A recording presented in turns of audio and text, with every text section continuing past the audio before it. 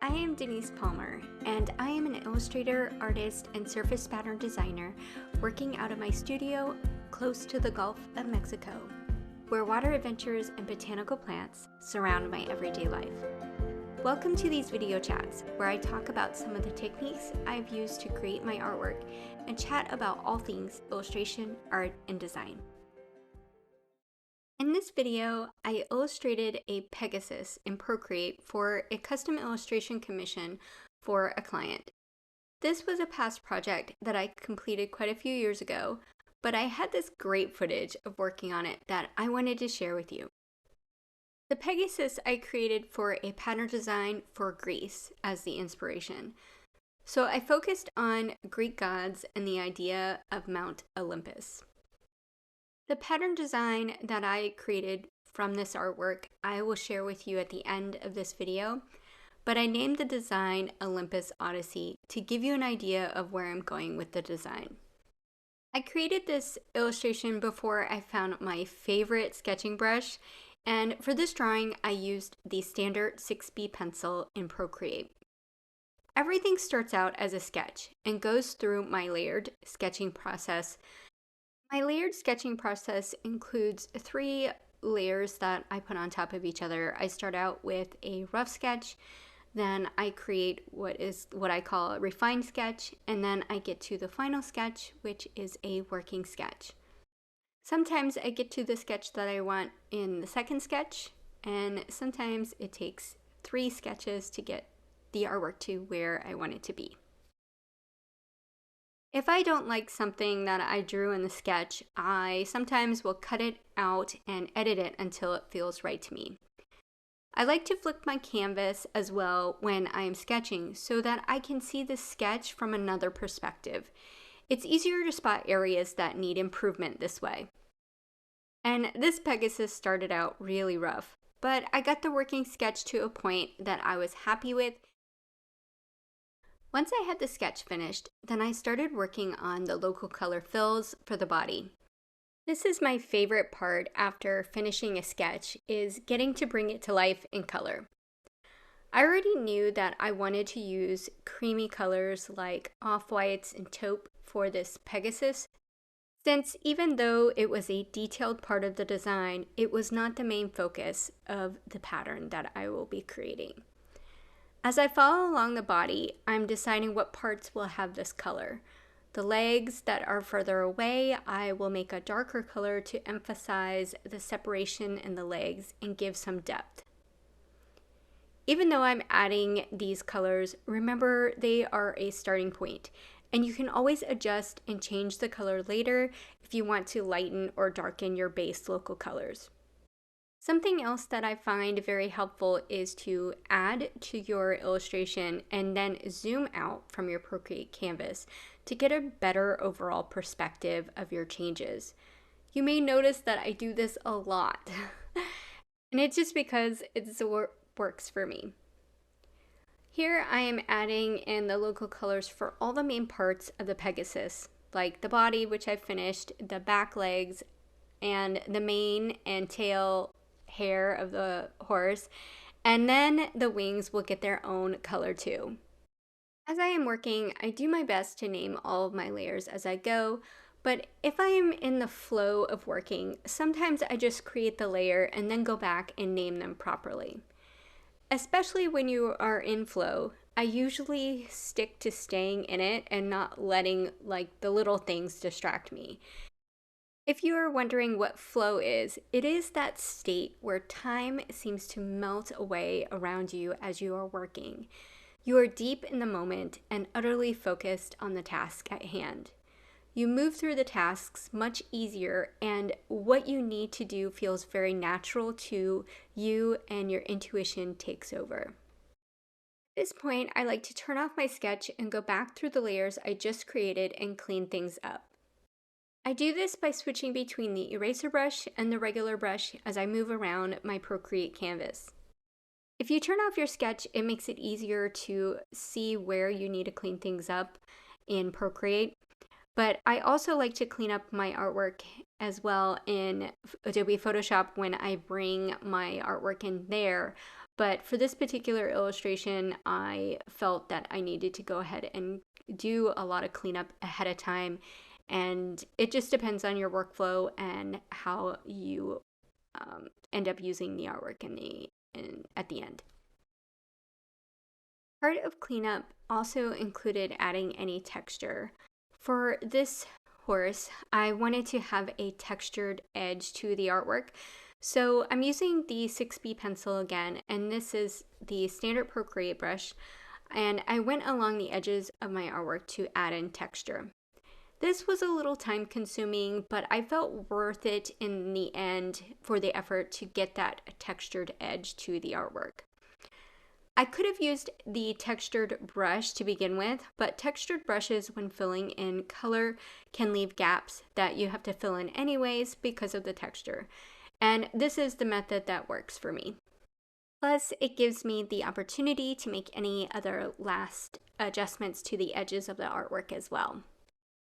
Now that I have all the base local colors in place for all the elements of my Pegasus, I like to also make adjustments to the background color on my canvas.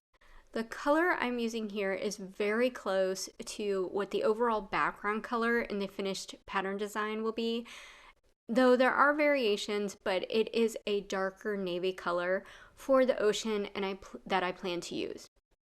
Adding in a background color that is close to what the background color will look like in your finished piece is important, as the background color has an effect on what the colors you choose in your illustration and how they will look together and play off each other. Now it is time to add some depth to the colors that we have already put in place. And I usually like to work on the shadows first, so I'm starting out with body shadows for my Pegasus horse. Going around his body, I am using the shadows to define areas that would be in shadow in most lighting situations. I'm not going too detailed on light and shadow because this is a pattern element and he will be facing several different directions, but a general light is sufficient here. Since he is flying outside, there will be a shadow under his hair and belly, as well as the body decorations that I will be adding in later. Also, I'm establishing the shadows for it now since I'm already working on shadows. If I don't like these shadows, I can always adjust them later. At this point in the drawing process, I am starting to want to add more details to his face, so I begin to work on that next. Face details really start to make your illustrations come alive, and at this point, I was needing to get those in place. This Pegasus is focused on getting somewhere, so I had him looking forward and where he was going in mid-flight. He ends up looking quite serious in the end, but it's okay. It ends up working out, and it's a serious kind of piece, so it worked. Once I get his face started, I decided to deepen the shadows more. Now that I'm happy with how his body and features are coming together, it was time to move on to his wings. The wings were the part that I was most excited about working on, so I really had fun working on his wings.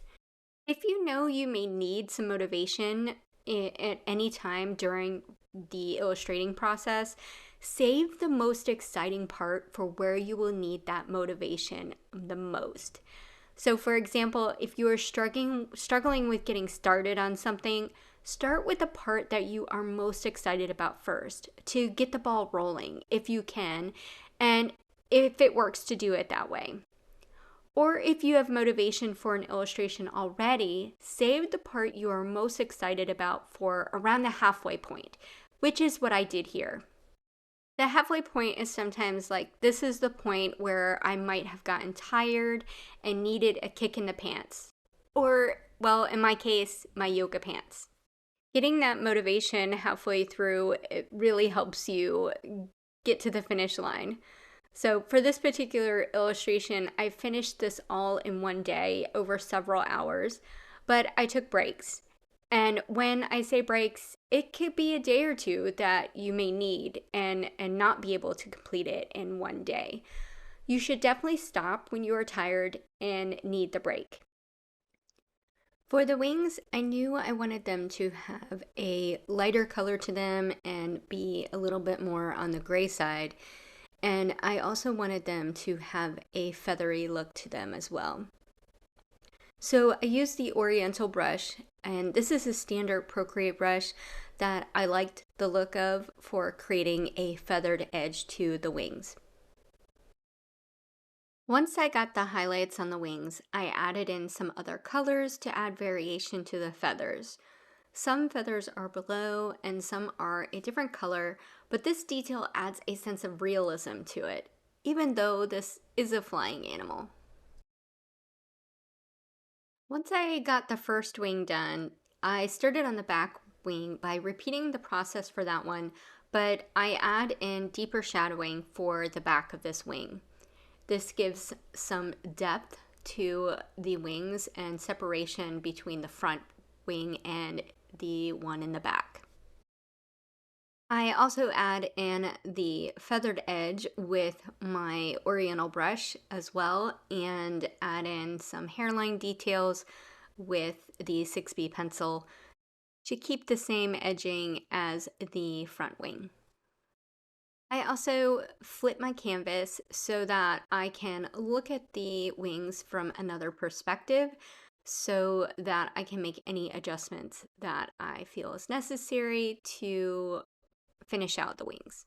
Not all of my patterns have this much detail, but my approach for this pattern design was to have it look like something you would read in a storybook. I wanted to tell the story of what goes on around Olympus, which is why there is a lot of detail. For the game I was creating this for, I wanted to immerse the players into this world as they were playing and transport them to this place. This was during the height of the pandemic, and we were all stuck in our homes, so it was a big deal to me to give them not only a pattern, but an experience.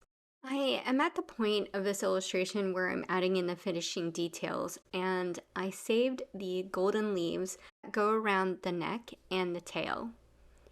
I work from light to dark, and so that I can create the depth for the golden leaves. I used my sketch as the guide for creating the leaves and the outline for their shape.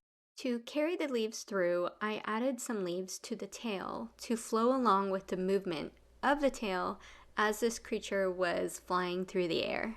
Coming up next, I'm going to show you how this finished design turned out with the rest of the illustrations for this pattern. This illustration took me most of a full day to finish, so all of this is condensed into a much shorter time-lapse video. If you want to do something detailed, take your time and enjoy the process. The fun is in creating and seeing the story in your mind come to life in front of you, not only for you, but for your clients and their customers. Here is a close-up of the finished Pegasus in the pattern design. And all the illustrated elements came together to tell the story of Olympus Odyssey. If you would like to learn more tips about creating feathered wings in Procreate, you can grab my Illustrating Wings guide, where I go into more detail about my approach to the wings. You can find the link to this guide below this video in the description.